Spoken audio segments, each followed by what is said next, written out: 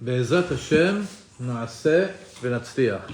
I want to welcome you to another session of our PARASHAT SHEMOT class as we start a new book, Sefer Shemot. Last week we completed Sefer Bereshit, which is famously known to be Maaseh Avot Siman Lebanim, that the actions of the fathers are a spiritual compass for the children. Everything that we learned about the patriarchs and the matriarchs is just as a book, an instruction manual for what the children need to do in the future. Learn from your parents. Maaseh Avot Siman Lebanim. And we ended the book saying Hazak Hazak V'nitchazek, which means that to be strong, and may we be strengthened. And the minute I heard that, I said, you know what? It's time for a chizuk. Time for a strengthening. Every once in a while, you need to just stop, go wide angle, and see what's going on in the world and get the chizuk, the power that you need to move forward. As a matter of fact, Masechet Brachot, on the 32nd page, wait. I just jumped into it. Before we get started, I'd like to give some honorable mentions and dedications to the following people. My apologies, I forgot my list. So for all the people on the list that are usually on the list and are mentioned, they're in thought. But the ones that I was able to salvage right now is tonight's lesson will be to the Ilui Nishmat of David ben Zohara, Michel ben Zohara, Aviv ben Vivi, Yaniv ben Erina, Rav Chaim Zevulun Rachmiel ben Esther, Yaakov ben Eva, Yehoshua, Avraham Yoshua ben Sultana, Mazal bat Luna, Simon bat Alia, Yaakov ben Eva. Also, that this should be to the Refuah Shelema of Lavi Rafael ben Olga, Amram ben Zohara, Miriam bat Pesi Penina. Also, this class would be to the Ilu Nishmat of Braindel bat Meir Dov and Yehuda ben Aharon. And this class should be to the bracha v'atzlacha, health, wealth, success, happiness, to Yehudit ben Shabbat, Dov and Pesi and family, to Anonymous, who sponsored tonight's class and will not be mentioned, and also to Eliezer ben Keren, who is visiting us here tonight for the first time. And Shashem varech otchem v'sameach otchem. All the Torah blessings to you and to your family, and also to our good friend Judah, even though he's not here physically, but he's here in spirit, who's sponsoring tonight's class for the success of all the Jewish people, to merit constant state of success and atzlacha. What a beautiful blessing. And also to our good friend Joseph Dornbush and the Dornbush family for sponsoring the class, for putting this together, and of course to all the people that are in attendance. Truly appreciate you taking the time out to leave your comfortable couch, to come to drive over, learn Torah on a Monday night, get closer to Hashem, get more Torah knowledge, and may Hashem pay you 1,000 times over for the efforts that you're making for every class that you're up to. Chizuk. Chazak, Chazak, v'nitchazek. We say it as we complete each book of the Chamisha Chumshei Torah. In Masechet Brachot, on the 32nd page, on the second side, it says,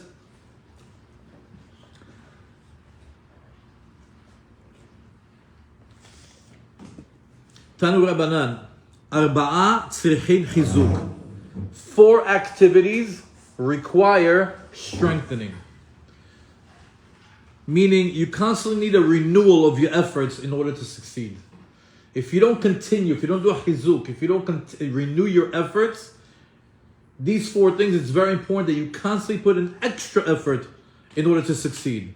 What are these 4 things? Ve'eluhen, Torah, o ma'asim tovim, tefillah, ve'derech eretz. You need a chizuk in Torah learning. You need a chizuk for good deeds, acts of kindness. Tefillah, which is prayer. And derech eretz, livelihood, pursuing livelihood. These are all things that a person can sort of like tap out, give up, leave behind. You sort of have to get like motivated, inspired in order to feel excited about Torah. To feel excited about being a good person and do good deeds. To feel excited about going to work. To feel excited about tefillah. Sometimes it can become so mundane. If you don't do a chizuk, if you don't learn it in depth, if you don't go to tefillah 101, how are you going to get excited about prayer? So as the Gemara tells us, Arba'a tzrichin chizuk. 4 things need strengthening. Torah, ma'asim tovim, tefillah, v'derech eretz. Tonight we're going to strengthen Torah.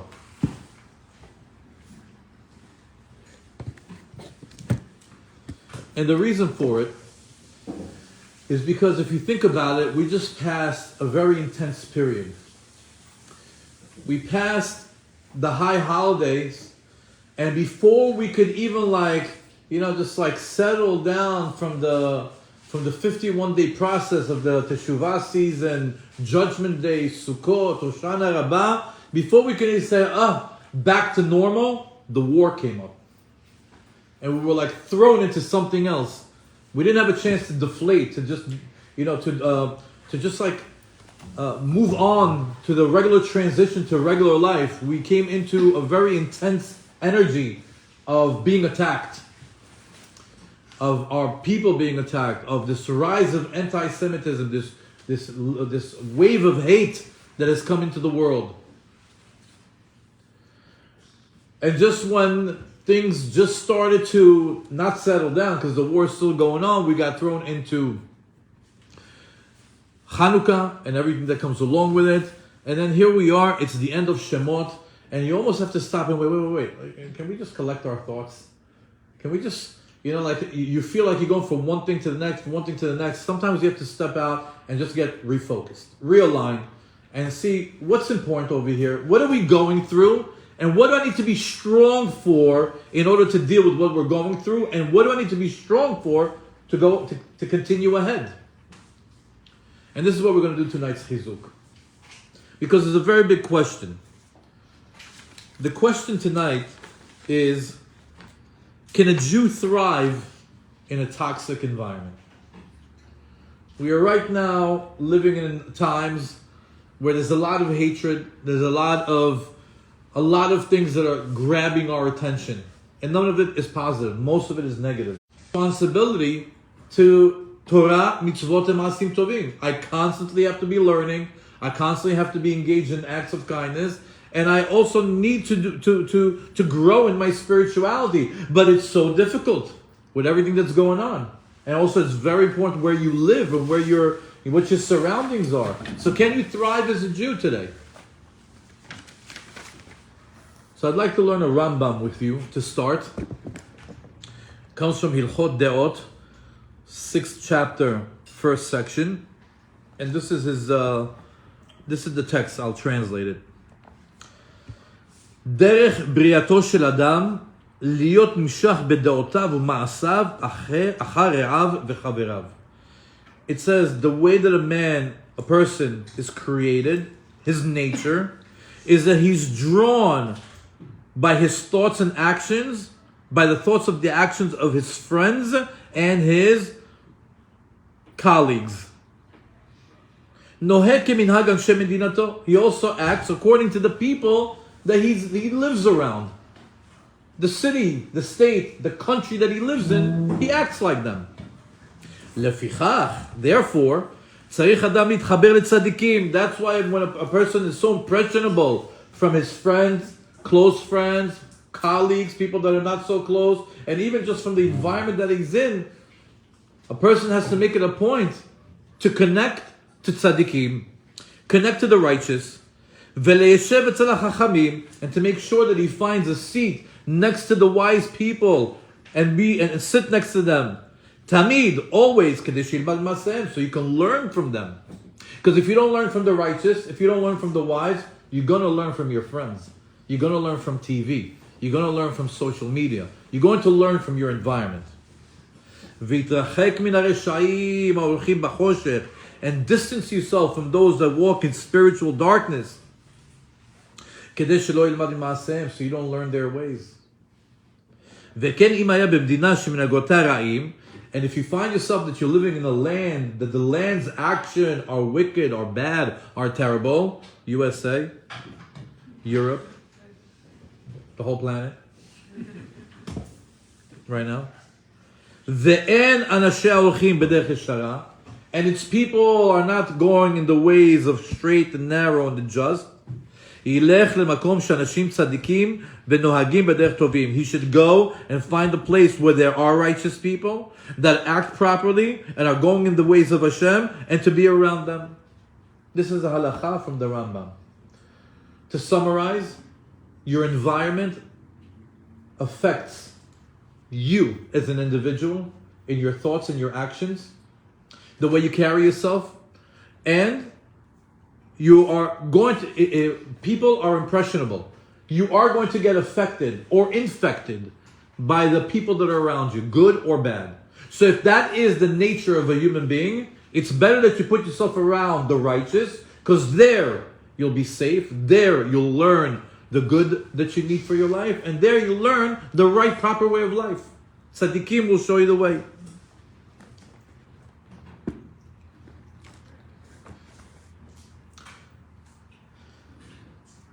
In this week's parasha, or in general, this whole Exodus, this whole family of Yaakov, Bnei Israel, that started off in Sefer Bereshit with 70 nefashot that went into Egypt and became, a multitude of people, millions of people.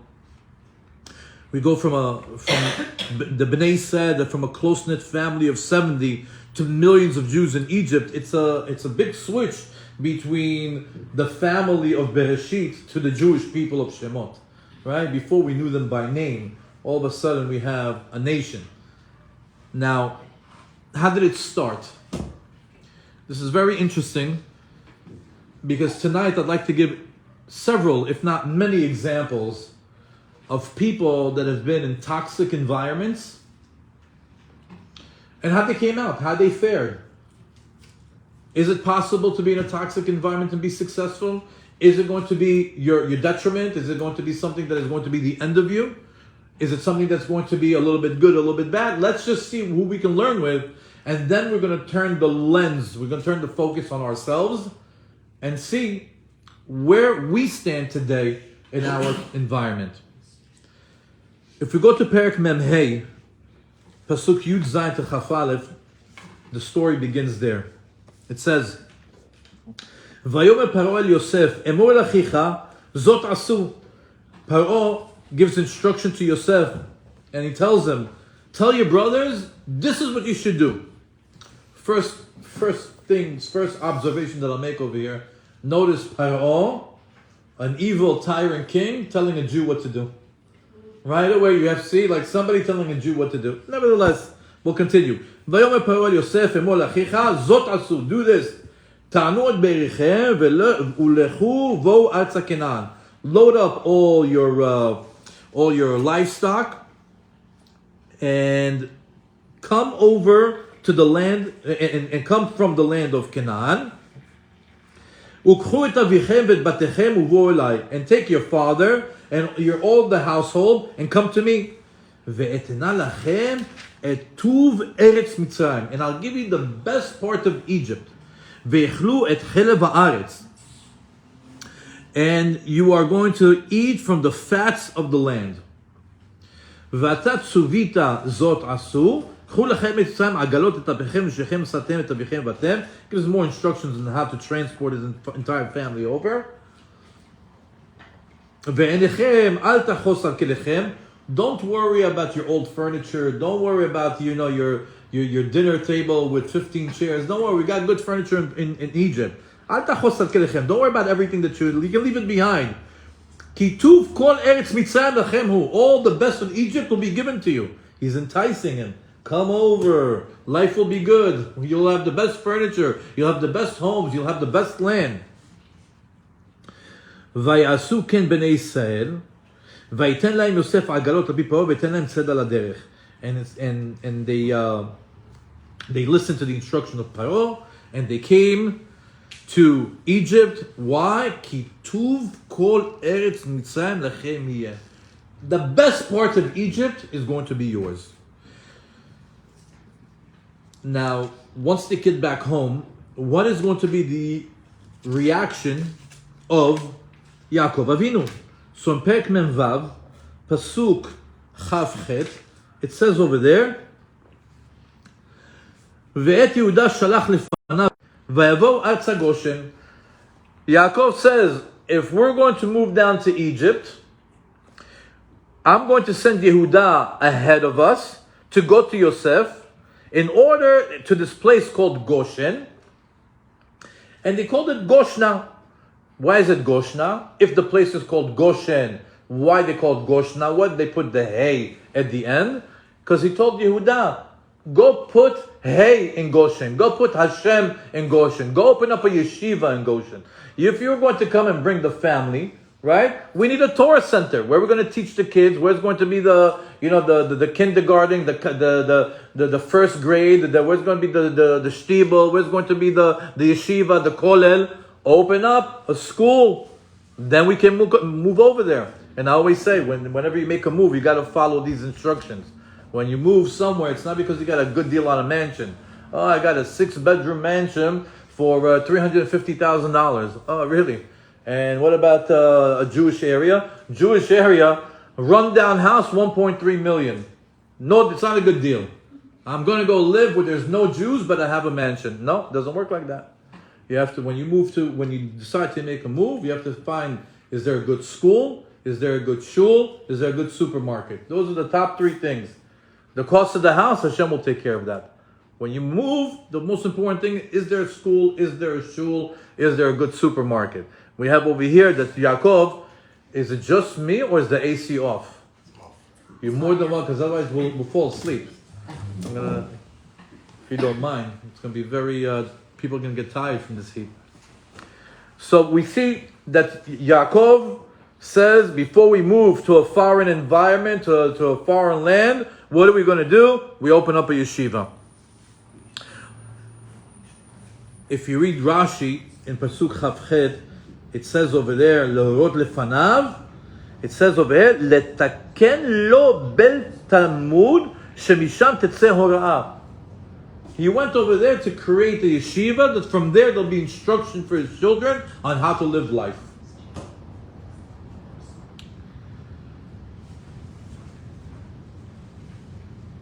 So we see that Yaakov is sort of preparing the environment to be a kosher environment, a proper environment, a good setting, that even though you're not in the land of Israel, but a good setting where even if you're a Jew, you have your Yiddishkeit around you. You go to Perek Mem Zayin, Pasuk Chav Zayin, and all of a sudden you see something shifted. Remember, the Jews were given Goshen, the fattest part of the land, perfect for their sheep. They can graze over there, no problem. It was the best part. They were a welcome resident alien in Mitzrayim. They were the brothers of the viceroy Yosef. Paro welcomed them. He says, here you go, here's your Jewish ghetto. It's the best that I have in all of Egypt. Enjoy life. You get to Pasuk Mem Zayin, Pasuk Chav Zayin, it says, Vayeshev Yisrael be'eretz Mitzrayim. And the Jews are now in Mitzrayim. What happened to Goshen? Well, if you continue the Pasuk, it says, Vayeshev Yisrael be'eretz Mitzrayim, be'eretz Goshen. They were in both places. They were in Goshen and in Mitzrayim proper. Meaning what? They are in their Jewish neighborhood, but they were curious. What's going on in the Egyptian markets? What's going on with the Egyptian culture? And keep in mind, at that time, Egypt was the metropolis of the world. It was like a fully built out country, city, and the Gemara says, Tish'a kabin shel tum'ah. 90% of the world's impurities of tum'ah, the say shtufim bezima, we're all living over there. So that's where all the nightclubs are. That's where all the casinos are. Everything is happening over there. So they got curious. They went over there and said, "Wow, look at this commerce! And look, they're selling leathers. They're selling spices. They're selling fabrics. They're selling all these things. I'm sure we can compete." So what happened is the Jews left Goshen, and now they're in Goshen and in Mitzrayim.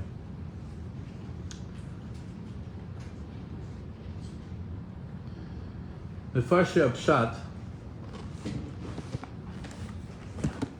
on this pasuk say, "Vayeshev Yisrael be'eretz Mitzrayim be'eretz Goshen, vaye'achazu va vayifru ve'erbu me'od." They said that the Jewish people settled in Egypt. They settled in Goshen. Vayachazuba, they had a grip on it. Vayifru vayirbu, and they multiplied and they became a multitude of people. Vayirbu me'od. So Farshei Pshat bring over here Targum Yonatan. They said Vayeshev. Why do they say the word Vayeshev? Vayeshev, it means to settle. Meaning if you're just passing through, right? There was just a famine, right? There was a famine. You just needed some food. Once there's no more famine, go back to your home. What did they do? They settled. Banu la'atzmam batei midrashot ve'armonot lityeshev. They built for themselves the yeshivas like Yaakov's instruction, but they also bought themselves armonot. You know what's armonot? They're not in a tent. They're in mansions. Armon is a castle. So they decided to stay there long term. They weren't no longer a resident alien. They're looking to be a proper resident of Mitzrayim. Furthermore, Rabbeinu Bachya says, "Nityashev sham." The reason why it says that they settled, she'ida she'agalut tachel ata velo kebanav shamu lagur banu atom barav velachzor. He says the reason why they actually settled is because they also knew the Brit Ben Abetarim, where Kadosh Baruch Hu told Avraham Avinu that your children are going to be enslaved in Egypt. So they said, looks like we're going to be here for a very long time.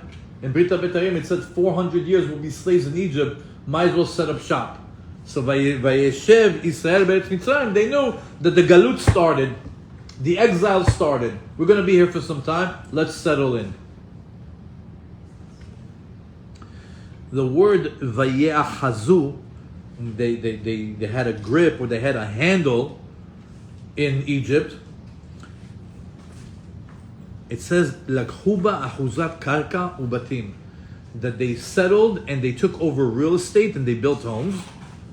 However, Sechel Tov says over here, paru veravu. They said that they had a lot of children, banim banot, vayirbu. Mean they Priya Verivya, we thought that Priya Verivya, Vayifru Ve'irbu, that Vayifru Ve'irbu is for Priya Verivya, that's only for having children. So the Sechel Tov over here says, no. Vayifru, that's that they had children. Vayirbu is that they became wealthy. Benechasim me'od, Yirbu benechasim me'od. They became extremely rich in Egypt. Yoter me'amitzrim. They became richer than the Egyptians. Why? Because the Egyptians, if you recall, Yosef told them that they have to give a tax to the land. 20% goes to the king. The Bnei Israel didn't have that tax. They got to keep more of their money. And I think we mentioned it in previous classes. I don't want to go too deeply into it, but I'll spend 60 seconds on what happened once they went into Egypt, is that they said they started to compete in commerce. They went into the spice, they opened up shop next to the guy, this guy's selling spices, and the Jew sets up shop right next to him with a big sign, first day of business, 50% off on everything. The tanner comes, he has the same merchandise, buy one, BOGO, buy one, get one. Right? So what happens? So Mr. Tutankhamun comes home, and Cleopatra asks him, "So, how was work today?" Oh, that Jew, he has these crazy prices. Everybody's shopping with him. I'm stuck with merchandise. And day after day after day after day, the Egyptian's parnasa is going down. And he has to pay taxes. The Jew's parnasa is going up and he doesn't have to pay taxes. And his wife tells him, you know what? Let's take a load off. Let's just go to the Egyptian movie theater and watch a good movie. I think Ben-Hur is trying, right? What? So they go, and there it is. The amphitheater can fit 1,000 people. There's only 150 tickets left. And, you know, Mr. Tutankhamun comes to buy a ticket, and he wants to finally relax in his special leisure skirt. All of a sudden, she comes and tells him, sold out. When it's sold out, I see there's 150 seats left. He says, yeah, but Shimon over here, him and his 10, 15 children and his grandchildren took the last 150 seats. So he's like, at work I can't get a break. And my personal time I can't get a break. All of a sudden, anti-Semitism is on the rise. And they can't stand him. We elect you when you're in Goshen. What are you doing in Mitzrayim? Go learn Torah. What are you coming here and competing with me in my business? What are you coming over here and watching entertainment that doesn't belong to you? You're supposed to be a tzaddik. You're supposed to be a representation of a light onto the nations. You coming over here and being a carbon copy of an Egyptian? What happened was, as Parashat Shemot famously begins, the first few pesukim. What does it say over there?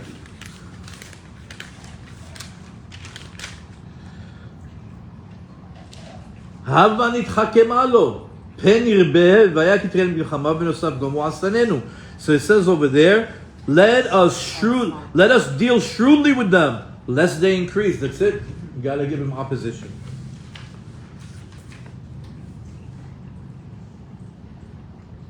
The Midrash says, Vayachazuba, meaning that they acquired property in it. But Vayachazuba, it says that the land got a hold of them. It's not that they got a hold of the land. It's that the land got a hold of them. It's a complete opposite. Egypt got the grasp of the Jewish people. Not the Jewish people were now, taking over commerce or taking over Egypt because there were so many and they're so successful and so rich and they have mansions. I guess it was noticeable that there are a bunch of people moving in and they're very successful. I can tell you where I saw this. I think about 10 years ago, there was a very big movement in Canada where there was Asians coming and purchasing a tremendous amount of real estate, building like mega malls. And when you walk into those areas, you can see it's like 90% Asians. And they're just popping up left and right. I was working for a company, and I remember that all of a sudden I got into this area that you're in the middle of Canada. You're in the middle of Montreal, and all of a sudden you're like mini, I don't know what to call it, Tokyo, or mini Japan, or mini China, whatever. It was just like unbelievable. Like, what's going on over here? They hardly even spoke English. So you can imagine it was like that. They're popping up. Oh, they're successful, they have money, fancy cars. Hey, what's going on over here? So it's not that they were Achzuba. Yeah, that's one opinion. It's actually that that the land got a hold of them, that the land got a hold of the Jewish people. And the Egyptian society seeped into the house of Jacob. So we see that the beginning of Am Yisrael, when they were in a safe environment and they left it into a toxic environment. And what happened? Well, maybe we'll stop and ask the question. So does the environment have effect on the people? From this example, can you be safe in a toxic environment? Can you thrive? Yes, no, depends. Depends. It's difficult. It's challenging. Let's see. Well, we'll see with the Jews in Egypt. What happened? They fell to the 49th level of Tumah. There was nowhere lower to go. They needed 10 makot and a savior, Moshe Rabbeinu, to get them out of it. They needed a splitting of a sea to get out of that situation. We are in Miami, so We'll get to Miami. Come on, say. Miami's at the end. I wanna start with Rivka. I just want to start with this, what we're dealing with this week's parasha. We're not done with it. We'll come back to Yaakov. We'll come back to Bnei Israel. We'll come back to Egypt. We'll come back. But I started to go back and forth in some examples of people in Jewish history or in the Torah that were in toxic environments and what happened to them. We'll start off with Rivka, the daughter of Betuel. Rivka, we famously know her to be one of the imaot, one of the matriarchs. She was married to Yitzhak, right? But we also know that she was the daughter of a crook. She was the sister of Lavan Haramai, and her father was Betuel. Do you know why they call him Betuel? Why Betuel why is Rivka's father called Betuel? Haya Boel Betulot. One of the laws that they had in the area where they were living is no matter which lady is getting married, the first wedding night she has to be with Betuel. Betuel from the word Betula, virgin. He was the one that was with the virgin before her husband. Imagine what a Rasha.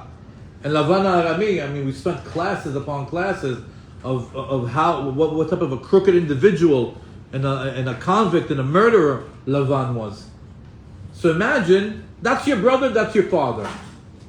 How should you come out? Her father, Lavan Arami, we say Arami is the same words of Ramai. He was a crook, he was a murderer, he was the original anti-Semite. He wanted to kill Yaakov, so there'll be no Jewish nation. Remember, Lavan is also connected to Bilam. Bilam is the one that also wanted to end the Jewish people. And Rivka was in this toxic surrounding, yet, what happened to her? She merited to be the Kala Yitzhak. She merited to be the wife of Yitzhak Avinu. And not only that, she was so righteous at that age that when Yitzhak took her back home to Sarah's tent, the tent testified that she's righteous. Why? Because the three things came back. What three things came back to the tent? The candles that lit from one Shabbat to the next Shabbat, also the chalot that also were stayed warm from one Shabbat to one Shabbat, and the cloud, the Shekhinah that was on top. So look, Rivka Imenu, even though she was in a toxic environment, she had a father like Betuel, a brother like Lavan, she was able to get out of there scot-free. She was in a toxic environment, but she came out a full tzadikah. Don't speak of her mother. Huh? Don't speak of her mother. No, we don't. What's her mother's name? Adina Leah. Adina. And I'm sorry, Adina is the... Yeah.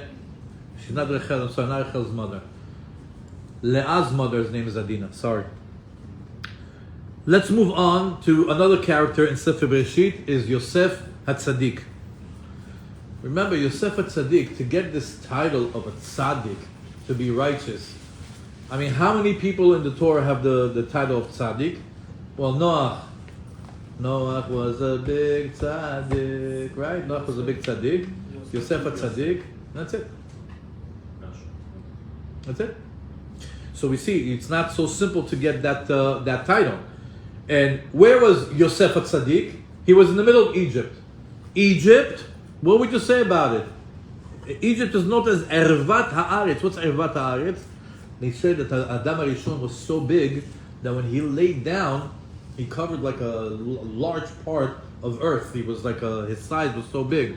So when he laid down on the ground, his erva, his private part, was right over Mitzrayim.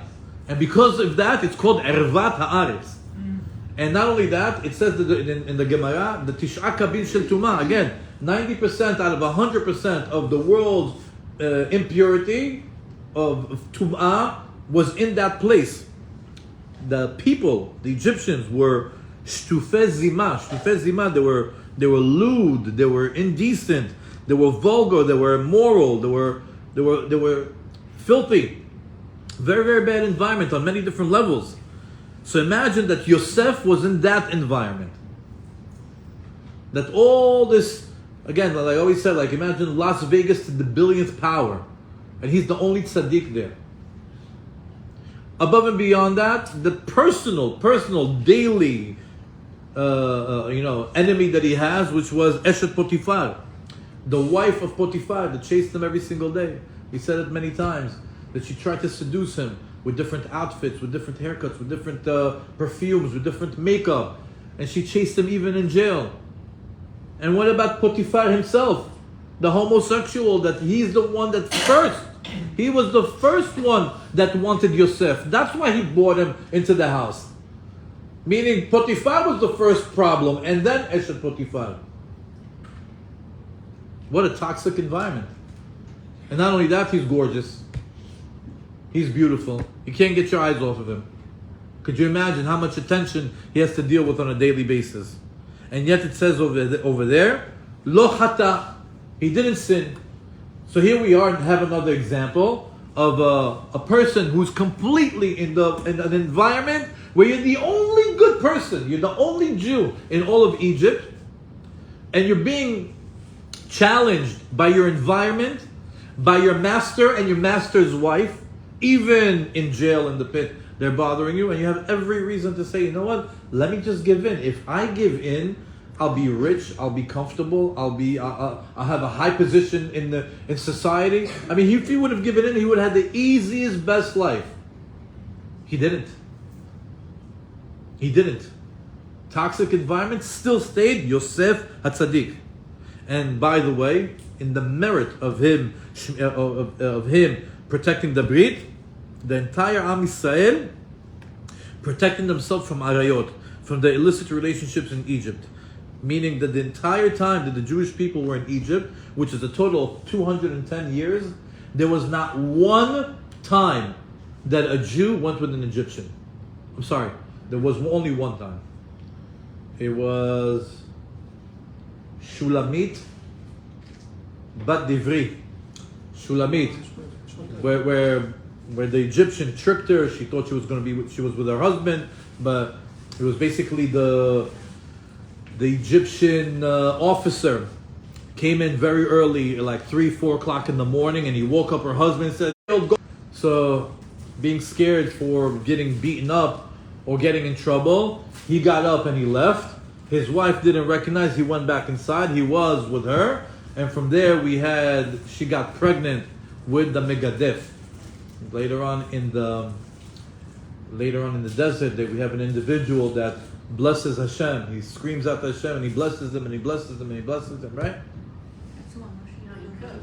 Huh? We were just saying it nicely. So that was came out of it. But imagine, millions of Jews, no one was ever with a non-Jew. Why? In the merit of Yosef, because he was able to be surrounded by all this toxic environment. He was able to withstand the test of the Yesod. In his zechut, millions of Jews got saved and didn't sin in the Arayot. That's why in Sefer Reshit we call it Maaseh Avot Siman Lebanim. What the fathers did was a sign and a protection and a GPS for the children. Yosef was like a mini Av, because the Torah calls him an Avrech. What's an Avrech? So we said Avrech, Rashi reveals to us, he's Av bechokhmah rach beshanim. He is he's wise like an older person, but he's soft in years, right? That's how they described him. But when you say Avrech, the word Av, he could have been an Av. He could have been also Maaseh Avot Siman Lebanim. Yosef and Avrech was also the same way that Avraham, Yitzchak, and Yaakov set the ways for the Jewish people. Yosef did that as well in Egypt.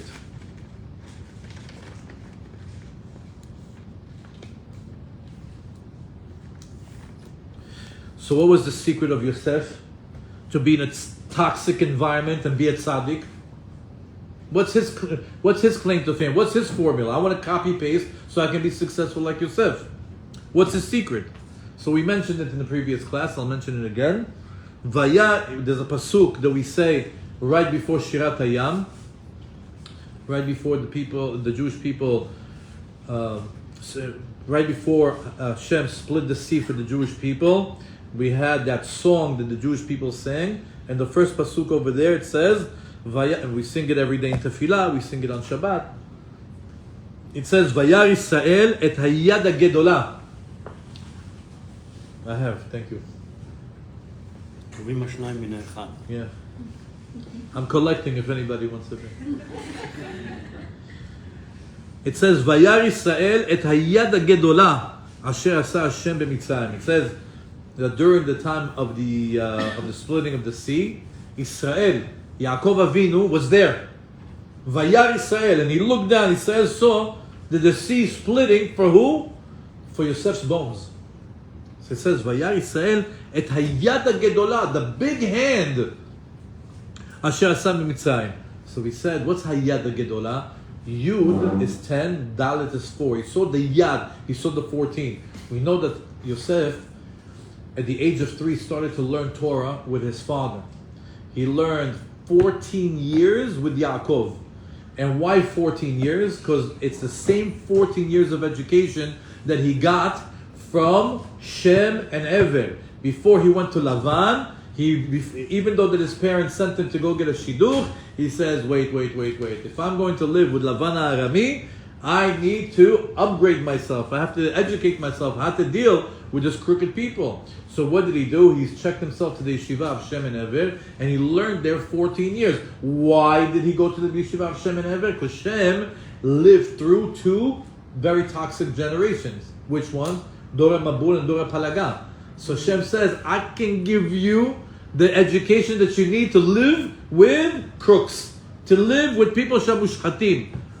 So he gave him that education, and that exact education is what he passed on to Yosef. Because of that education, he was able to withstand that living in Mitzrayim.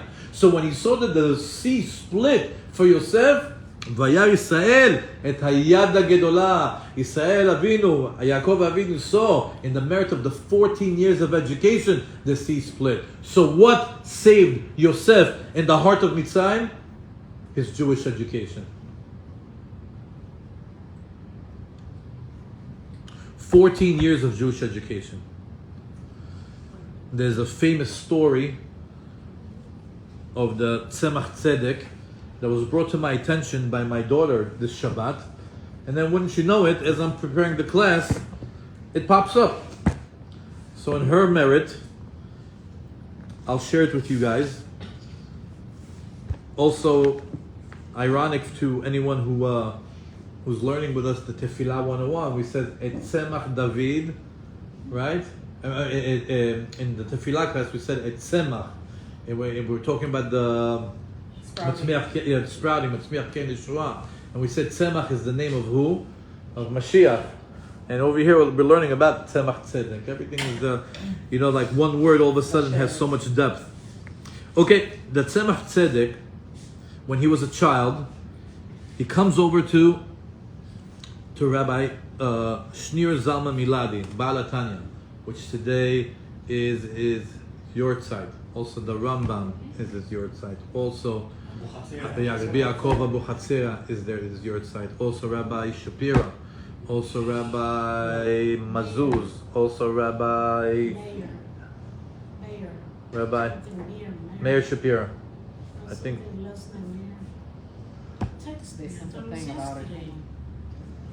Nevertheless, we're learning from a story from Rabbi Shneur Zalman, Baal Tanya. It says, the Tzemach Tzedek learned from the pasuk of last week's parasha. It says, "Vayechi Yaakov be'eretz Mitzrayim 17 shana." Remember, last week we learned that Yaakov lived in Egypt for 17 years.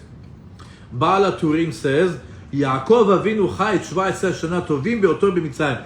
The best years of Yaakov's life were the 17 years that he lived in Egypt. When the Tzemach Tzedek came back from school, from the Cheder, he asked his grandfather, Admor HaZaken, Baal HaTanya. Tzemach Tzedek is the grandson of Baal HaTanya. And he asked him a question.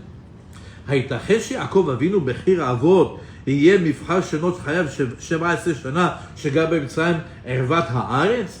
Is it possible that the best years of Yaakov's life will be in a place called Egypt, which is, we very well know that it's ערוות הארץ? Remember we just said ערוות הארץ is the worst lewd place to be in the world. So Admor HaZaken answers him. But if you recall, there's another pasuk. It says, "Ve'et Yehuda shalach lefanav el Yosef leoto lefanav goshna." He says, but remember, before Yaakov moved to Egypt, he sent Yehuda to Goshen to make it what? To make it Goshna, to put Hey in Goshen, put Hashem in Goshen, open up the yeshiva in Goshen. And the Midrash says, "Amar Rabbi Nechemiah להתקין לו בית תלמוד, in order so he can open up a yeshiva, שתהיה שם תורה ושיהיו השבטים הוגים בתורה." That there will be a Torah place in Egypt and that the tribes will be learning Torah. And that's why it says lehorot lefanav goshna. He's making a distinction over here on the words al yedei limud Torah, meaning lehorot lefanav azai goshna nigashim. He says that the only reason why they're going to Goshen is because there's Torah over there. If there was no Torah, if there wasn't going to be a yeshiva, they wouldn't have moved. The Midrash is saying that the only reason why they moved to Goshna is because Yehuda opened up a yeshiva there before him. Why? Because over there, mitkarvim lakadosh baruch hu, because in the yeshiva you get closer to God. באופן שגם במצרים הוא בבחינת ויחי.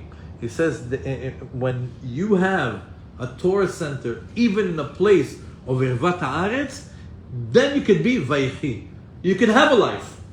Meaning, you can be in the most toxic environment of all. But if there's a Torah center over there, you have life. You can live. You can thrive. We're starting to get an answer to our question. Yes, you can thrive in a toxic environment. When? When there's Torah. If there's Torah in Mitzrayim there's Ervat Haaretz, a Jew can thrive over there. Why? There's a Torah center. And that's what Yaakov thought about. And that's what Yaakov made sure that it will be there before his children come down. Furthermore, it says, Tzemach Tzedek understood that the true life of a tzaddik is, especially to Yaakov, who's Bechir Avot, who's the choicest of all the patriarchs, אינם חיים בשרים של אכילה ושתייה ושאר נאות הגוף. He says, I thought that maybe when it says ויחי יעקב במצרים, I imagined him, sitting by the Nile in like Bermuda shorts with a Miami Vice and and eating grapes and being fanned. No. Obviously Yaakov Avinu is not there for the physical pleasures of Mitzrayim. Rather, Chaim Ruchanim Shel Torah Birat Shamayim. The reason why he had Vayechi, the reason why Yaakov Avinu had the best 17 years of his life in Egypt is because of the Torah that he learned there with his family. For the spirituality that was there.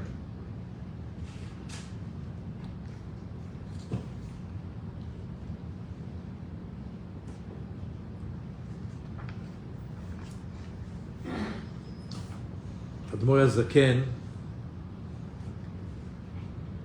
says that when Yaakov toiled in Torah with his sons and his grandchildren and his great-grandchildren in the land of Egypt, nitharu v'nitkadeshu admat hamakom shebo etgoreru v'avir shekif otam. He says, you know what happened when they started to toil in Torah? When they started to have a Jewish lifestyle in Egypt? The land became purified, and the air became pure and holy. That they felt as if they were really living in the Holy Land. And even they felt that they had the air of Israel, and we know that the air of Israel is special. It makes people smarter. מחכים. And they were able to live full spiritual lifestyle a complete spiritual life, even in a toxic environment like Egypt.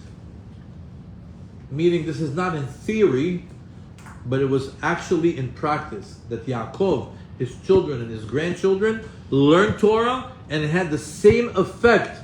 The result that it yielded is that the land became holy, the air became holy, the entire environment was the proper environment. But I'm in Egypt, but there's Torah there.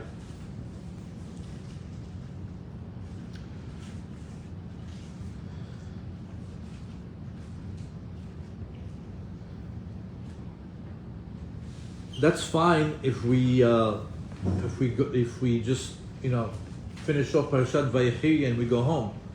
But when we go to Parashat Shemot, this week's parasha, after 210 years, did the environment have an effect on them? No. What do you mean no? Yeah, but After 210 years, with Goshen, with the yeshiva, Yes. with everything, what happened to the Jewish people? comfortable. They fell to the 49 Sha'arei Tumah. 49 levels of Sha'arei Tumah they fell.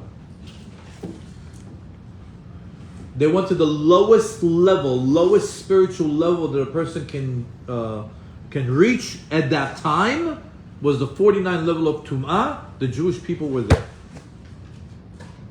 So we had a good start. We had a good formula. They didn't follow it because they didn't just stay in Goshen where it was safe, where it was spiritually safe, physically safe. They were in Egypt. They went to Egypt. They they commingled. They got infected by Egyptian society, and little by little, they copy and pasted what they saw, and eventually they went to 49 level of Tum'ah. To their merit, Chazal tell us, there were three things that were non-negotiable for them though. Even though they were on the lowest level of Tum'ah, 49th level of Tum'ah, three things were non-negotiable. Three things they held on to. Does anybody know what they were? The names. Beautiful. It's called Shalal. Shalal. What's Shalal? Shem, Lashon, Livush. They did not change their names. They did not change their language. And they did not change the way that they dressed. Meaning, Sharon was not Sean, right? Tzvika was not Steve. Yaakov was not Joey, right? They kept their names. Yaakov was Yaakov, Sharon was Sharon, Moshe is Moshe. They kept their names. Lashon, they spoke Lashon HaKodesh. And Livush, apparently there was some sort of Jewish garb that the Jews were. Maybe it was more tsanua, maybe things are more covered, because when you see images of how the Egyptians dressed back in the day, it was hot outside, they wore linen, and half their clothes were off their body, right? So maybe the Jews didn't dress like that. Maybe they had more modest clothing. But nevertheless, those are the three things. And I also saw brought in the Midrashim that on Shabbat they will learn from these Torah scrolls, or these scrolls that they had handed down from Shem, from Abraham, from Yitzchak and Yaakov, and on Shabbatot they would partake in learning as well. As a matter of fact, don't think that Paro, the evil Paro, did not want to take from them these three things. In Shirat Hayam, it says over there, Erdof Asig Achalek Shalal. What's Erdof Asig Achalek Shalal? Erdof is I'll chase. Asig, if I'll be successful, what will I do? Achalek, I will split Shalal. What's Shalal? Shem, Limud, Lashon. He says, if I had the opportunity, I would take away from them the three merits that they have. That would make them change their names, I would make them change their clothes, and make them change their language. So we see that the Jews were in a toxic environment. And, well, we gotta say also they were slaves. So I'm sure that was that's not easy, right? To be Jew in a to be in a toxic environment and to be a slave and to hold on to Judaism. And even though that it produced a 49th level of Tum'ah generation, lo yitbolelu, they didn't intermingle, they didn't assimilate. There was no assimilation over there. They kept let's say the positive about them. They didn't assimilate. They kept their name, they kept their language, they kept their garb. But they also fell to the 49th level of Tumah. So we see over here the first example that in the environment does have an effect.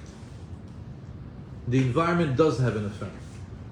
As a matter of fact, even though that they had the option of just staying in Goshen and they would have stayed over there, but they were a product of their choices. They chose to go to Mitzrayim.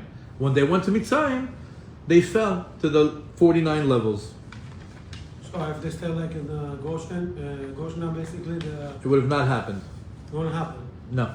So 400 years, what's had to be happening, right? Had to happen, but who says it had to happen like that? Could have happened a different way. Okay, yeah. Brit Betarim doesn't say that they were going to be slaves to Paro. Right. Only in the wasn't just the Leviim who stayed in Goshen, the Leviim only. I mean, At the end, the only people that really stayed in the straight and narrow path was the Levim, and that's right, they did live in Goshen.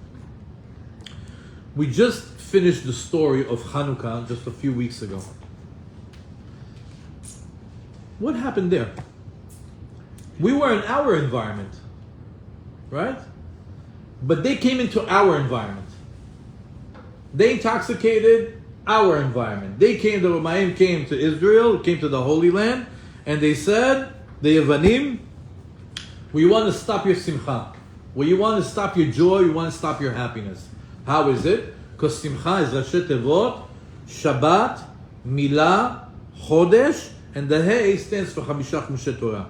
The four things that they outlawed. Don't keep Shabbat, no circumcision, no Brit Milah, no sanctifying the new moon, no Rosh Chodesh, and no learning the Torah, the Chamisha Chumshe Torah. That's the Simcha, Rashi Tevot Simcha. And by taking all those things away, when you take away from a Jew his Shabbat, when you take away from the Jew his Torah learning, when you take away from him the thing that defines him physically, which is the Brit Milah, when he's not following the calendar and going through a cycle of renewal of the Chodesh and everything that comes along with it, with the Jewish holidays, it becomes a toxic environment, and that's what the Yevanim brought to the Jews. And what was the end result? What did it yield? Mityavnim. Jews that became Greeks. And we nearly lost all of Am Yisrael to that assault. Jews were in an environment that with no Torah, and when a Jew's in an environment with no Torah, that's the danger zone. That's when you're doomed. When you take a Yehudi and you give him a life with no Torah, it's like taking a fish out of water. You can't live without it. And Ma'im Ela Torah. Just like a fish can't live out of water, similarly a Jew can't live without Torah.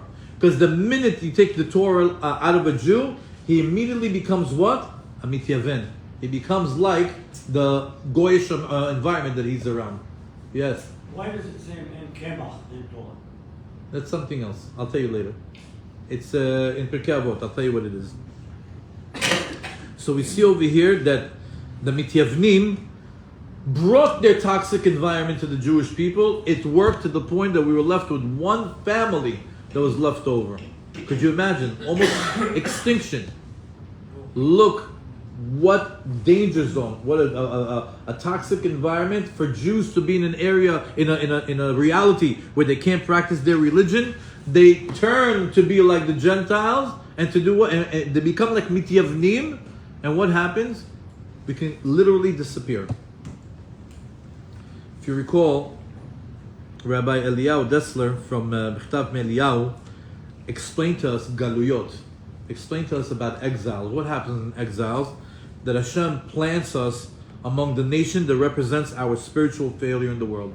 Whatever we're failing with, there's whatever midah, bad characteristic trait, or bad sin that we're failing in, and we're not doing teshuvah, and we're not doing teshuvah, and we're not listening to the prophets, and we're not coming back to the place that we're supposed to be. What does Hashem do? He says, okay, let me see. I have 70 ummot. I have 70 nations. Each one represents something.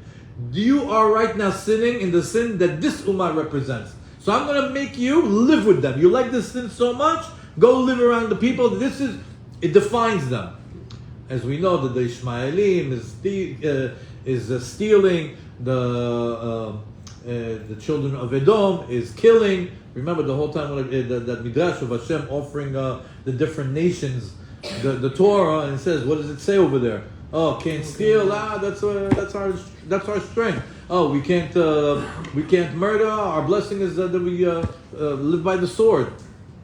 So similarly, whatever that sin that we're in, Hashem puts us around that Ummah. So if you take a look at currently, right now, which Galut are we in? There's 4 of them. We're in the final one. The final one is Galut Edom, which we famously know, as the Gemara tells us, the reason why we were exiled this last time is because of Sinat Chinam, baseless hatred that stems from jealousy and Gava and pride. And we know that there's one nation that represents all that. That's Edom. That's Amalek. That's the ones that attacked the Jewish people right after Yetziat Mitzrayim. That's the one that wants to create doubt in the Jewish heart. The one that wants to cool us down from the Torah. The one that wants to cool us off from the religion, cool us off from HaKadosh Baruch Hu. And since we cooled down from the religion, Hashem says, it seems like you want to be around the nation that represents that in the world. And He puts us around Edom. And you can see that even though that we say Sinat Chinam is something from 2,000 years ago, baseless hatred, let me rebrand it for you. Let me tell you. Let me show you how the marketing companies do it. How do you say Sinat Chinam in 2024? Cancel culture. I don't like you. You're not like me. Right? What's cancel culture? Cancel culture is you're not like me, you're a racist. Right? You don't think like me, you gotta go. Sinat Chinam. Back in the day, it used to be dialect. I have an opinion, you don't have an opinion. Okay, let's talk about it. And if there's some sort of decision-making process, there's some consolations. I give half, you give half, and the King's Highway, Derech HaMelech. We find the middle ground for everything. Today's there's no such thing. Today is cancel culture, division, and that's what Amalek did. Amalek wanted to divide us, to separate us from HaKadosh Baruch Hu and the Torah. And you can see that today, if you just turn on the news, you see it's all about separation. Everybody is separating into groups, into races, into political parties, into a bunch of different things. Even the Ge'ava, the pride that you have to have, this haughtiness that you take. You look at another person, it's like, oh, I can't stand you. This Ge'ava in Hebrew is called, in English, it's called pride. And the minute I see the word pride, what do you think of? LGBTQ plus XYZ, whatever it is, right? Why is that on the rise? Because that's what this Ummah represents. That's what this Ummah represents, and that's why this is in the headlines. Nonsense. What was going on then is going on now, and we haven't been able to get out of it. And not only that, we see that in the Galut.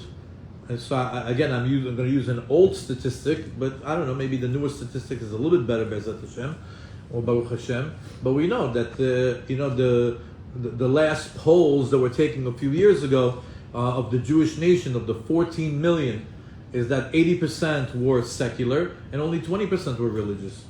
And maybe with the war and with the Teshuvah movement doing so phenomenal in the past 5 to 10 years, maybe we're 25%, they'll do 30-70.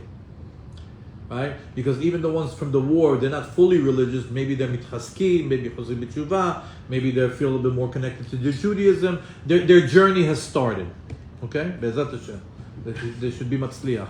And we should get to 100%. Amen. Nevertheless, we see that there's more secular than religious Jews. Why?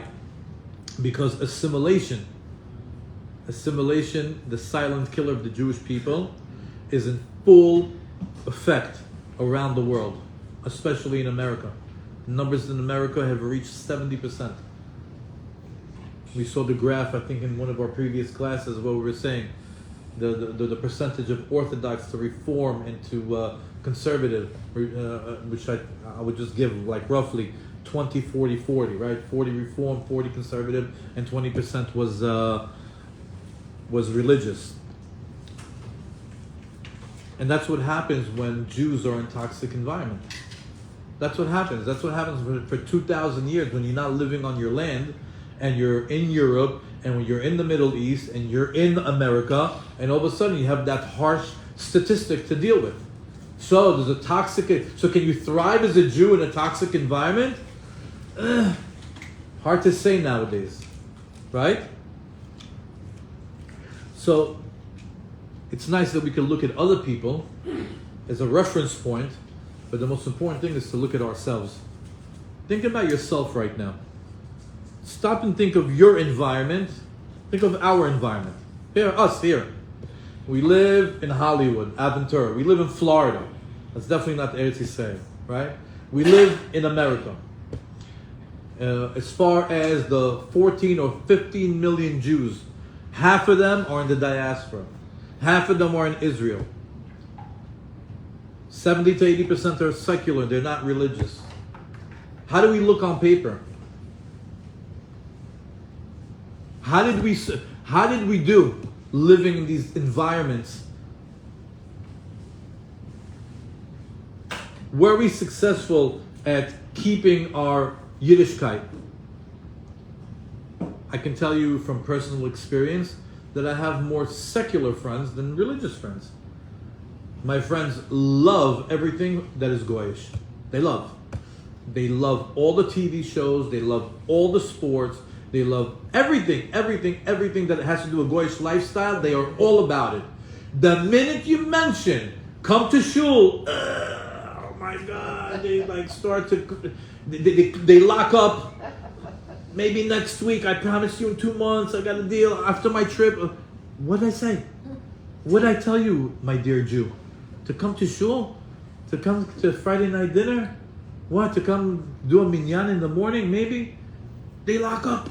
It's like you ask the same guy, you want to go for a drink tonight? I'll pick you up.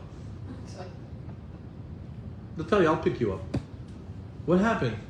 Why is it that we are so into being like the Gentiles and so disconnected from our Judaism? Because you have to think, we are right now living in America, but is America safe for a Jew? I'm not talking about anti-Semitism and guns and violence. I'm not talking about that. Is it spiritually safe for us over here? Are we influenced by American culture? Are we infected? The Arizal says we are in the 50th level of Tumah. He says in the Ikveta de Mashiach, it's going to be that we are in the lowest level, the 50th level of Tumah. So we say, how could that be? If in Egypt there were 49, and Hashem had to get us out of there in a split second, otherwise you can't get out of 50. So how can we be in 50? The answer is, Arizal says, because when they were in Egypt, that was before the Torah was given. Now that the Torah was given, you can go into the 50th level of Tumah and get out of it. Because the Torah has the power to get you out even of the 50th level of Tumah. So know it, we are in Ikveta de Mashiach, we are in the 50th level of Tumah. We're not in a safe environment.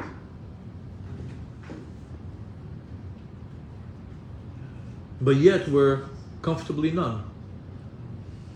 With all that being said, we're so comfortable being in the worst place for us spiritually. Is there a better place? Huh? Is there really a better place? Yes, there is. Which one? We'll get to it. But if you don't be here, we don't listen to your... You're very good. You almost got the answer. We're gonna have it. We're gonna we're building the dramatics, and then we'll get the answer. Drop the bomb. Hazaku Baruch. Not yet. Waiting for that. Even in the Makat Choshech, when the Jewish people were in Egypt, it says that in Makat Choshech, 80% of the Jews died. Why? They did not want to leave. 80% of the Jews in Egypt, where Moshe was there and he gave them the password, Pakod Ifkod, I came to get you. I'm here. You no longer have to be a slave, we have to leave. He says, but where are we going? The desert. We like it here. They got Everything's for free over nightclubs, here. We got the they got food. theaters, they got food, commerce. We're gonna stay here. 80% of the Jewish people died in Egypt. V'alu chamushim. Only 20% of the Jews left Egypt. They get all the rich stuff also, 80%? Who? The spoils. No, they didn't. The spoils of Egypt. They took the 100%. What was the question? They take the spoils of Egypt, the wealth. The 80% that died? No, the ones that left, the 20% that left. The 20% that died, they took everything, the bizatayam. So, we'll ask one last question before we wrap this up. So when we leave Goshen, or when we leave Israel, right? Are we in the proverbial Mitzrayim right now? Just like the Jewish people were supposed to be in Goshen, and they left into Mitzrayim. We're supposed to be in Israel, and right now we're outside of Israel. Yes. Are we in Mitzrayim right now? Yes. we're In working this hard. toxic environment called Mitzrayim? And if we are, what are we supposed to do? If everything outside of Goshen is bad, if everything out of Israel is bad, so what are we supposed to do? Pack and go. Huh? Pack and go. Pack and go. So obviously, yeah, pack and go is one thing, but not everybody, obviously doesn't make sense for everybody to pick up and go and move to Israel. It's not such an easy move. Some people is because of the language, because of the parnasa, because of the family that's here, the family that's not there, because of a million reasons. Not only that, we know that there is supposed to be a galut. We're supposed to be in the diaspora. And we know that Mashiach is coming for the Jews in Israel and for the people that are outside of Israel. So what are we supposed to do? Maybe we are supposed to be here. Be united. Right. Be united, be in community. You guys are good. Don't drive on Shabbat. Very good. What did he say? Don't drive on Shabbat. Continues to say in Imre Noam, the book of Arav Yoram Michael Abedjez Zechet Tzadik Libracha, he continues to say, he says, even if you live in a place that is tameh ke'eretz Mitzrayim, that is impure or toxic, just like Egypt, כאשר מקימים במקום קהילה קדושה מורכבת מאנשים יראים ושלמים, he says, but when you establish a community, a holy community that consists of people that are God-fearing, and they're able to build a Bet Knesset and a Bet Midrash, a house for prayer and a house for learning, that place will purify the toxic environment, לקדש אותו בקדושת ארץ ישראל, to the point that living in Miami will be like living in Israel. A proper place of prayer and a proper place of learning, a proper community of God-fearing Jews, it's as if you're living in Israel. So you could be right here, you could be anywhere in the world outside of Israel and make your own private Goshen. Make your own private Israel. ולחיות בה חיים מושלמים, and you can live a completely perfect life. Not just in a physical sense, גם מבחינה רוחנית, even in a spiritual sense. The Lubavitcher Rebbe chimes in on this. He says, חיי האדם תלויים באוויר שמסביבו. He says a person's entire life depends on the air that's around him. בלי אוויר אי אפשר לחיות, just like you can't live without air. ולפי סוג האוויר שנושמים, he says you can't live without air. But air too has a different type of quality. You can have good, crisp, clean air, which gives you health and you're able to live. Or you can have air that's toxic, like pollution or smog, or like some of the places around the world that you see that they have literally like gray skies from the pollution. He says just like you have certain types of airs that some of them are clean and healthy and some of them are dirty and toxic, similarly is life. חיים בלתי בריאים נטייה מתמדת במחלות מדבקות. He says also, he says, כשחיים באוויר של תורה ומצוות, when you live in an environment where the air around you is Torah, mitzvot, acts of kindness, אלו חיים בריאים. This is a healthy lifestyle. כאשר חיים באוויר של כפירה, however, if you live in an environment of heretics, of people that are against the religion, הרי אלו חיים בלתי בריאים. That's not a healthy life. And you can able to contract sicknesses from your surroundings. When I think of this, I think of colleges. I think of the Jewish kids that are in college. What a toxic environment right now. All those people yelling and screaming and the hate. How can you breathe that air? It's so hard for them to survive. How many Jews over there, maybe, I could imagine, just to feel safe, just to be accepted, just to feel cool. Like, yeah, I also am against what's going on. I'm against the apartheid or whatever it is. Right? You could imagine what a toxic environment to be around. And not only that, it brings you to a point that you get infected from those people. Why? Because we even see nowadays that you see kids, American kids that are going to college. The future generation of America is clueless. It's clueless. They're actually basing all their facts and their hatred and their political opinions over lies. It's so pathetic. It's so sad. Why? Because it's a toxic environment. That's what the Lubavitcher Rebbe is saying over here. He says, just like in the physical world, good, crisp, clean air brings healthy life, and polluted air is sickening to a person. He says similarly in spirituality, when a person is around the air, the environment where is Torah, mitzvot, maasim tovim, not only is it a healthy life, but a person knows when he's not in that environment, he has to be very careful not to go to an environment where that a complete contrast of that is that toxic air. Shesofeg b'maasim v'diburim mezuamim, where people's actions are wicked or they have evil speech, and all of a sudden the person contracts a spiritual sickness. What? You contract the sickness of gossip. You contract the spiritual sickness of being negative. You contract the spiritual sickness of hating people for no reason. It's so easy nowadays. It's so easy for people to hate. Why? If you're around enough people that are acting like that, you will be like that. Why? Let's go back to the first Rambam that we learned in the beginning of the class. What did the Rambam say? דרך בריאתו של אדם, להיותו נמשך בדעותיו, מעשיו אחר רעיו וחבריו. Because the way of man is to be drawn, pulled after the thinking and actions of his friends. Or נוהג כמנהג אנשי מדינתו. Or if he has no friends, or if he doesn't have people that are influencing him, he just goes by the way of the land. The way of the land right now in the world is anti-Semitism is on the rise. So people are sheeple. And if that's the trend, that's what they will do. The world is becoming a toxic environment. So how do you survive?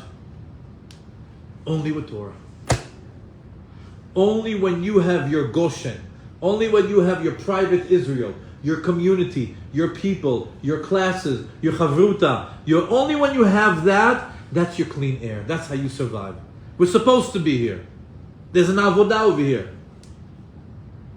Like Ronnie said, where we're going to learn on Mondays. Right? We have to be here. We have to learn. This is what's purifying Aventura. That's why it's going to be not Aventura, Even Torah, the rock of Torah. Right? And then when we go to Hollywood, it's not Hollywood. It's going to be the Holy Hood. Right? It's going to be the Holy Hood. It's going to be the holy neighborhood. What about Miami Beach? Miami Beach. Miami Beach is Reshet Evot Mem Bet. For the Mem Bet Masaot we have to do. Right? The 42 journeys. Miami Beach. They say the Miami Beach is the number 42. It's the last journey that everybody does. They retire in Miami Beach. The 42 journeys. Mem Bet Masaot, Mem Bet Reshet Evot, Miami Beach. Palm Beach? Okay. Palm Beach, you got me on the spot. I'm not right by last, we're on the go. Nevertheless, we see that there are ways to survive in the diaspora. There's ways to succeed. Where? Who showed it to us? Maaseh Avot Siman Lebanim. Yaakov Avinu tells us, let me show you how you live in Galut. You send Yehuda, you build the yeshiva, you live over there, you live in Goshen, you'll be fine. What did we do? We broke the formula. We're suffering till today. But we have the formula. We have the formula. Once you know that A plus B equals C, then that's it. Just put the steps together. So, I want to read one last part over here. The Lubavitcher Rebbe said something very interesting. He says, so when you're living in a toxic environment, he says, step number one to healing is to purify the air. He says, how do you purify the air? He says, that's the job of the Torah learners and the Torah teachers. Why? Because when you learn Torah, when you read from the Torah, when you talk about the Torah, the letters go into the air and the letters purify the environment. He says when you're finding yourself in a store, when you find yourself walking in the street, if you're in the car, if you're traveling on a train, and you're now putting letters, Hebrew letters into the air, whether you're reading Tehillim or you're reading a Pasuk or whatever it is, it purifies your surroundings. He says that's why it's also recommended that somebody should have some things that he knows by heart. Something from Chumash, something from Tehillim, something from Mishnayot, something that you know by heart. So like that, wherever you are, you start to say it and you purify the air around you. Like that, at any given time, he can say, Baruch Hashem, you know, if you pray every day, for sure you know Ashrei by heart. For sure you know Lam Natzach by heart. For sure you know some Tehillim by heart. If not, you learn it, and wherever you are, you just say it and you purify it. The Breslovers have also a thing that you see them when you ever see them that they clap before they pray? Why do they do that? Because they hold that they created new air, and now the air that's here is the air of Jerusalem. And they're now praying in the air of Jerusalem. It's another line of Hasidut that talks about this concept. So constantly having Torah on our minds and our lips purifies the toxic air of our environment. Add something? There are stories about this event or people during the Holocaust that survived by just repeating and repeating and repeating the one sentence that they knew, not even a full sentence, or sometimes it's and they just repeated and repeated and repeated, and eventually they were saved. Very good. As a matter of fact, the Ashkenazim, half of their songs are niggins. What's a niggin? Niggin is one pasuk over and over and over and over again. At one point, it becomes what's the word that I'm looking for? When you're not a trance. When you're I forget what they call it. Chanting chorus. Chanting. When like a chant something else. Mantra. Something I don't. You're saying it, but there's one word that I'm missing. But you just over and over again, it becomes stronger. And I actually witnessed it. I witnessed it in Simchat Torah. One time we had in our shul, we're a Sephardic shul. We have like 10 Sephardic songs that we sing over and over again, right? They came a couple of Ashkenazim, and they had the whole time they had just like one thing, Tov lehodot l'Hashem, right? And they just said over and over, like one line, over and over and over again. But you know, on the 50th time, something happened and it became stronger and you got into it. It was like tantric, maybe, is that what it was? No, that's not the word. But there was some. There was something there you can see that's saying the same thing over and over again. But just to strengthen our learning is that if it's one pasuk and you say it over and over again, you purify the air. So we took a lot of different examples tonight. In conclusion, we took a lot of different examples.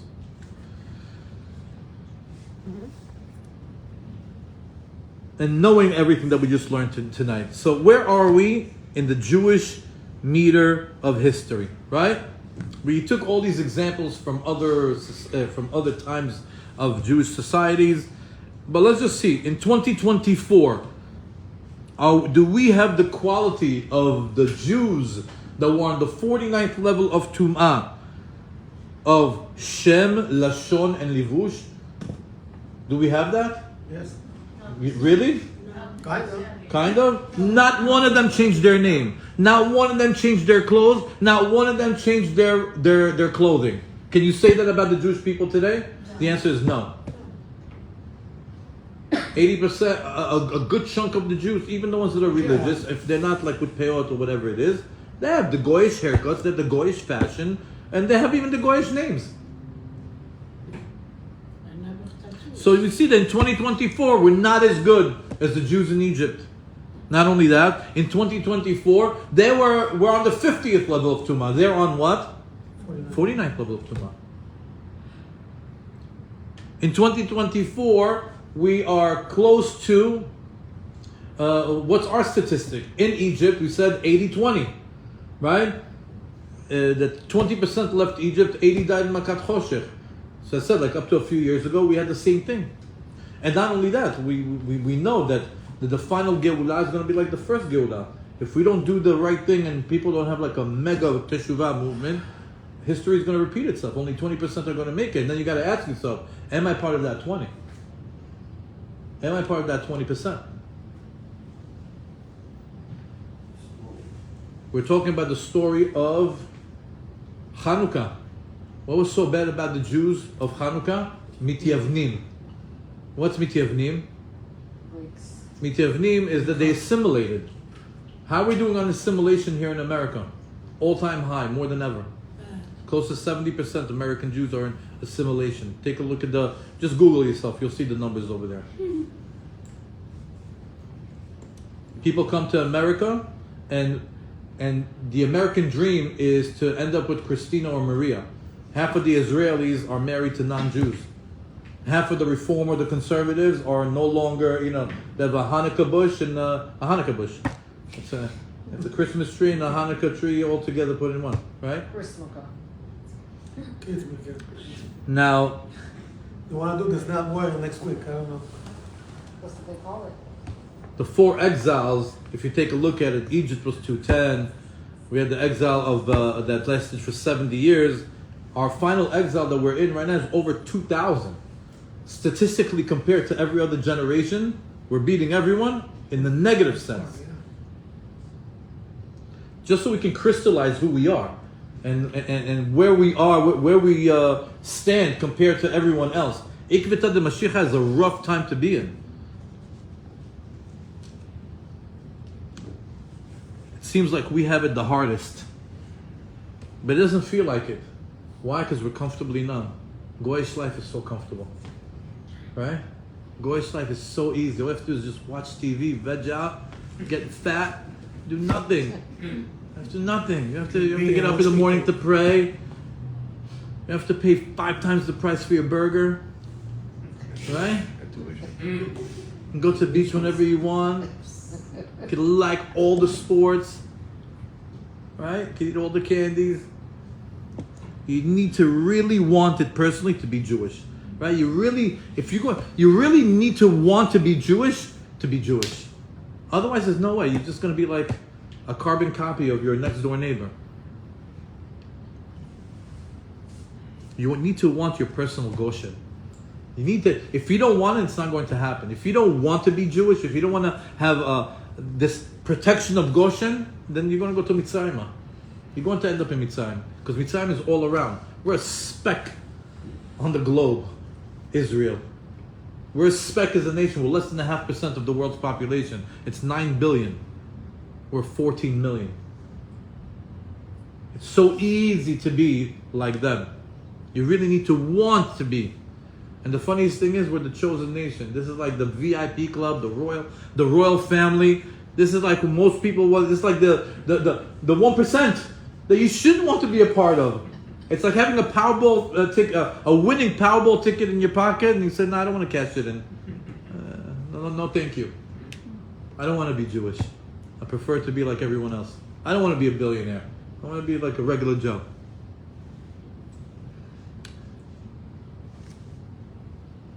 So what's Goshen? What's Israel?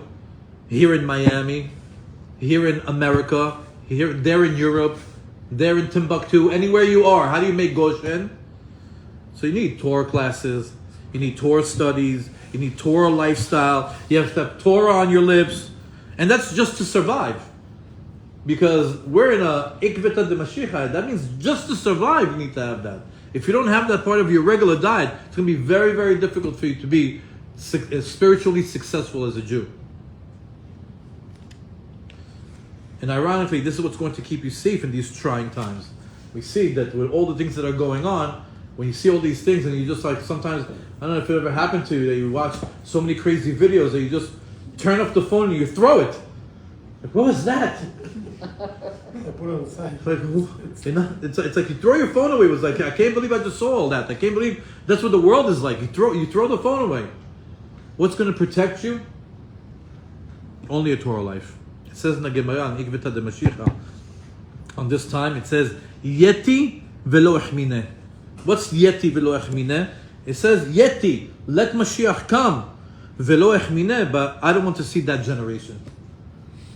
The rabbi in the Gemara says, I do want Mashiach to come. Of course. Which Jew doesn't want Mashiach to come? I want him to come, but I don't want to be part of that generation. I don't want to see that generation. Could you imagine a Tanaic rabbi saying that? How bad it is. So when you see the news, when you see society's decline, when you see the wars, when you see the war in Israel, when you see the hatred, when you see the world bigotry, when you see anti-Semitism, when you see evil governments, when you see this rotten, woke generation and all their stupidities, what's left to do? What are you supposed to do? Eitz Chaim lamachazikim ba.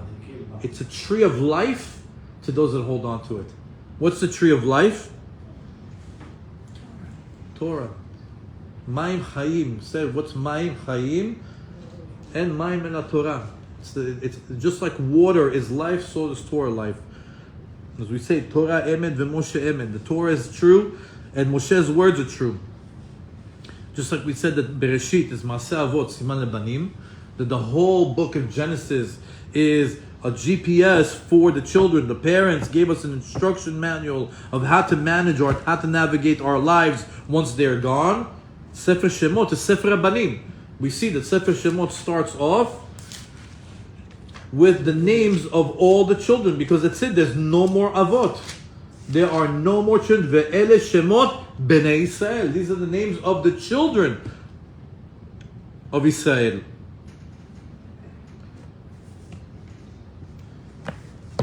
All this was an introduction to this final pasuk, to this final point. In Perek Aleph, pasuk Yud Bet, in this week's parasha, it gives us the punchline of all punchlines to any Jew going through any type of hard situation in any generation, especially in our generation. Pasuk, in Perek Aleph, pasuk Yud Bet, it says, "V'cha'asher ya'anu oto, ken yirbeh v'chen yifrotz." It says, just as much as they would afflict them, they would multiply and they would spread. The more we're challenged, the more successful we are. The more we are in trying situations, the more we grow as a nation. When you're outside of your comfort zone, that's when you experience the most amount of growth. Why are we in this situation? Why are we in a situation where we're outside of our land? We have all these things that are complete opposites from who we are. These challenges, this hatred, these wars. Why? Because these challenges is what's going to form the best Jewish version of you. You have to fight for your Judaism. You have to fight for your Torah. You have to make it your own. And when you realize that and you do that, that's when you get to get the blessings of the Torah, the protection of the Torah. You get the relationship with God. You get the connection you've always been looking for. You can't be comfortably numb and going through the motions. That's like living in Goshen and in Mitzrayim at the same time. We have a yeshiva that we go to, but we don't. It's like, we do Rosh Hashanah, but we also do New Year's Eve. We do both. There's nothing wrong with it. We're just celebrating. If you're not holding on to your Judaism, if you're not fighting for your Judaism, you're not going to have that connection. You're not going to really experience the true version of who you are. A Jew living a Jewish life through a Jewish neshama.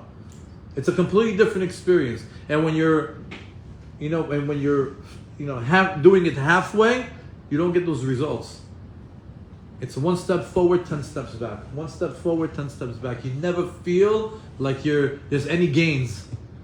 But when you stay focused, when you say, that's it, I picked a side and I'm staying over here, that's when the magic happens. That's when you're fighting for your Judaism, when you create your Goshen, that's when Hashem says, I see you. I see you. I'm going to protect you. I'm going to bless you. I'm going to give you all the things that you want. And if you have enough emunah, you know that if you don't get the blessing, and if you don't get everything that you want, it's the best thing for me. Emunah life. I'm going through this is a emunah building exercise. This whole world for me. All my reward is in the olam haba. Kasher ya'anu oto ken yirbe v'chen yifrotz. Our challenges as Jews is our growth process. It's an emunah building exercise. So when you forget that, that's when it becomes dangerous. When you don't want to be challenged, when you don't want to fight for your Judaism, and you say, just leave me alone. Let me just be like Jose. Let me just be like Christian. Let me be like Philip or whatever it is. Then okay. There's an 80 and there's a 20. Which side are you going to be on? I always say, imagine Mashiach comes and he opens up that red velvet rope and he says, you, and he closes it. What about me? What about my mom? What about my dad? What about my sister? What about my daughter? What about my cousin? What about my best friend? You think Mashiach is going to say, oh, okay, tell me your story, I'll get him in. Think you're going to be able to grease him $20 so somebody can get in? It's not going to happen. You have to earn you have to earn the Geulah. You have to earn Mashiach. You have to earn that time. It says that Mashiach is not going to come to a lazy generation. It's going to come to a generation that wants to be redeemed, that wants to be nigal. So the question is, can a Jew thrive in a toxic environment? Yes, but only with Torah life. So Hashem varech atkhem, sameach atkhem, and be'ezrat Hashem that we stay connected and we purify the air, and this will be our protection for ourselves, for our children, for our family, for our other Jews that are here, other Jews that are secular, that we need them to come back and do teshuvah, and that be'ezrat Hashem they also merit to come back and be, and that we merit to the Geulah bechesed v'rachamim, that the Geulah should come with kindness and mercy and it should be saved from all the calamities, and we should be saved from all the tragedies and from all the wars, and really merit to the coming of Mashiach. B'mihra b'amenu, amen. Amen.